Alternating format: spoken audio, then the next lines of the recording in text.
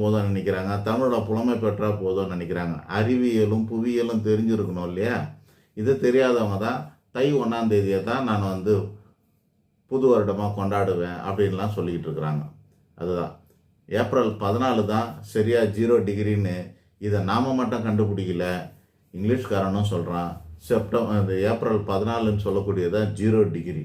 அப்போ 0லேருந்து தானே நம்ம ஸ்டார்ட் பண்ணணும், அதுதானே உண்மை. அதனால தான் ஏப்ரல் 14 உலகத்திலே முதலாக ஏப்ரல் 14ஆம் தேதியை 0 டிகிரியை தான் வருடத்தின் முதல் நாளாக கணக்கிடுகின்ற ஒரு அற்புதமான ஞானத்தை பெற்ற மகான்களால் எழுதப்பட்டது தான் தமிழ் பஞ்சாங்கம்.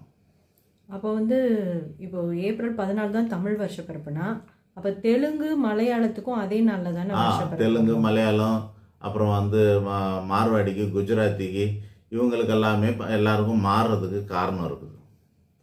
அது எங்கே இருக்குது அப்படின்னா நம்ம இந்த பூமத்திய ரேகைன்னு சொல்லக்கூடிய இதெல்லாம் இருக்குல்ல, நீங்கள் பந்துக்கு வந்து கோடு போட்டு காட்டுவாங்க, மத்திய ரேகை பூமத்திய ரேகைலாம் போடுறாங்கல்ல, லாங்கிடியூட் லேட்டிடியூடு, கரெக்டா? இது மாறுமா மாறாதா? மாறும். ஒவ்வொரு ஊருக்கும் நம்மளுடைய ஊருக்கும் கேரளாவுக்கும் தமிழ்நாட்டுக்கும் கேரளாவுக்கும் மிக அருகாமையில் தான் இருக்குது. அதனால் அதில் வந்து அவ்வளோ மாற்றங்களை விசு பண்டிகை என்றைக்கு வருது அப்படின்னா அதுக்கும் ரொம்ப மாற்றம் கிடையாதுனால இருக்குது. ஆனால் ஆந்திரா பகுதின்னு சொல்லக்கூடிய பகுதிக்கு மாற்றங்கள் அதிகமாக இருக்குது. அதனால் 25 நாளைக்கு முன்னாடியே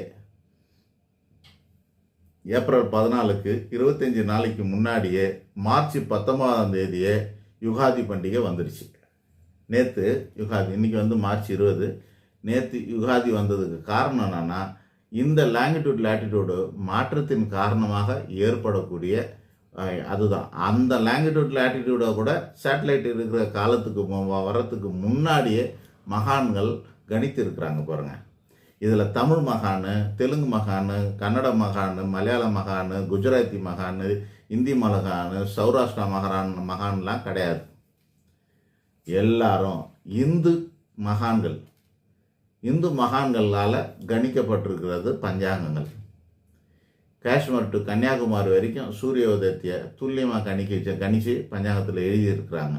இந்த பக்கம் கடல் ஓரமாக குஜராத்லேருந்து அந்த கடைசியில் இருக்கக்கூடிய வெஸ்ட் பெங்கால்லையும் தாண்டி கிணிப்பூர்னு சொல்லக்கூடிய இதெல்லாம் திரிபுராலாம் தாண்டி அது வரைக்கும் ஈஸ்ட் இந்தியா வரைக்குமே எல்லாத்துக்கும் சூரிய உதயங்களை கிழக்கு மேற்கு அந்த மாதிரி வடக்கு தெற்காக இருக்கக்கூடிய பூமத்திய ரேகையும் அதை லாங்கிடியூட் லேட்டிடியூடு கோடுகளை போட்டு சரியாக கணிச்சிருக்காங்க. இன்னும் கூட சொல்லுவாங்க, நம்மளுடைய பஞ்சபூத ஸ்தலங்கள் சொல்லக்கூடியது